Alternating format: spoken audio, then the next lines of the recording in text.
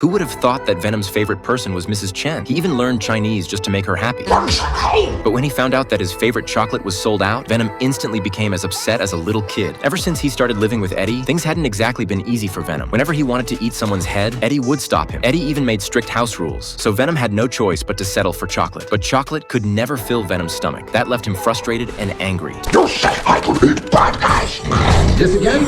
I need to be free. To make it up to him, Eddie raised 2 chickens for Venom, but Venom grew attached to them and couldn't bring himself to eat them, so the 2 idiots had no choice but to sneak out and steal some chickens at night. Just then, Eddie suddenly got a message from his ex-girlfriend, Anne. He thought she wanted to get back together, but Anne told him she was getting married. Eddie was devastated and could barely take care of himself, so Venom had to look after him. He even cooked a meal for Eddie himself. Apparently, Venom was naturally gifted in the kitchen. But just as Eddie was about to eat, he received a strange letter. A serial killer named Cassidy had murdered countless people, but the police could never find any of the victims' bodies. So Eddie decided to meet him in person and uncover the truth. Luckily, Venom spotted a clue on the prison wall. With Venom's sharp mind, they managed to solve the murder case. Later, Eddie returned to the prison. Cassidy kept taunting him, but Eddie didn't want to argue. Venom, however, lost his temper and attacked him. During the chaos, Cassidy suddenly bit Eddie. He discovered that Eddie's blood seemed to be alive, so he swallowed it without hesitation. After returning home, Eddie blamed Venom for being reckless, but Venom insisted that he was only trying to protect Eddie. The argument quickly turned into a fight. Venom angrily threw away Eddie's brand new TV. Eddie refused to back down. He grabbed a helmet and knocked one of Venom's teeth out. In the chaos, Venom completely separated from Eddie, but this time he didn't go back. He decided to leave home for good. But it didn't take long for Venom to realize his new host wasn't a good match, so he decided to find Mrs. Chen. Meanwhile, Venom's offspring Carnage was born inside the prison. The moment he appeared, he went on a killing spree. Countless people were killed. When Eddie realized that all of this might be connected to him, he immediately went to Anne for help. Anne knew Venom very well. She quickly found him at Mrs. Chen's store. She kept praising Venom until she finally convinced him to come back. The 2 of them prepared to take on Carnage together. But shortly after they left, Carnage and Shriek kidnapped Anne. Eddie had no choice but to go to the location Carnage had chosen, an old church. But when Venom saw Carnage's bright red body, he openly admitted that he couldn't beat him. Eddie had no choice but to promise Venom that he could eat the 2 men's brains afterward. The thought of a delicious meal finally convinced Venom to fight. But even after giving it everything he had, Venom was still no match for the fully transformed Carnage. At the critical moment, the church bells suddenly rang. The powerful sound forced both creatures back into their hosts. But Carnage quickly emerged again and prepared to kill Anne. Venom desperately blocked the attack. Then he used the church bells to create a massive sonic blast. The sound wave blasted both Venom and Carnage out of their hosts. Venom was lucky enough to land on Anne, but Cassidy and Carnage were left in a much worse situation. Carnage tried to return to Cassidy's body, but Venom pinned him down with 1 foot. He then completely devoured Carnage.